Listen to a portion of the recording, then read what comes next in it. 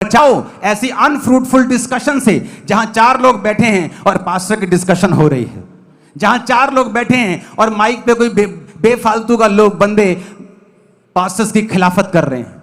अपने आप को बचाओ, उनसे दूर हो जाओ, अपने कानों को दूर कर लो। क्यों? एक बंदा अपने स्पिरिचुअल फादर के पास आया, कहता मुझे ये दिक्कत हो गई। उन्होंने कहा क्या हुआ, तुझे दिक्कत क्यों हो गई? चल ठीक है, मैं तेरे लिए प्रार्थना करता हूं। उन्होंने प्रार्थना की, 7 दिन बाद, कुछ दिन बाद बुलाया होगा, वो फिर आया, कहते कैसा है? कहता नहीं, प्रॉब्लम बढ़ रही है। कहते ये कैसे हो सकता है? कहते अब जा तू फास्टिंग कर, मैं भी फास्टिंग करता हूं, तो भी फास्टिंग कर, उसके बाद प्रॉब्लम खत्म हो जाएगी। वो फास्टिंग करके वापिस आ गया। कहते कैसा है? मैंने फास्टिंग की, तूने की? कहता हाँ मैंने भी की। प्रॉब्लम खत्म हुई? स्पिरिचुअल फादर ने पूछा। कहते नहीं हुई। वो बड़ा परेशान हो गया, वो कहता यार क्या हो रहा है तेरी लाइफ में ये?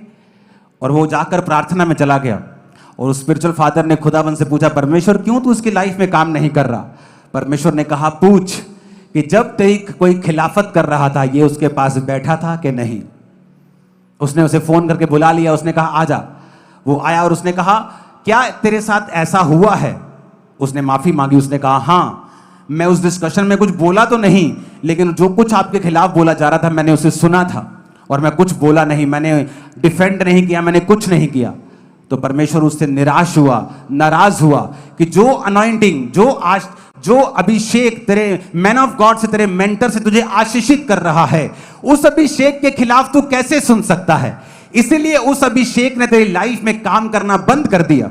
ये स्पिरिचुअल विजडम थी, उसने हासिल की कि आज के बाद मैं ऐसा कभी नहीं करूंगा, और परमेश्वर ने उसी दिन उसे छुआ और हील किया। ये स्पिरिचुअल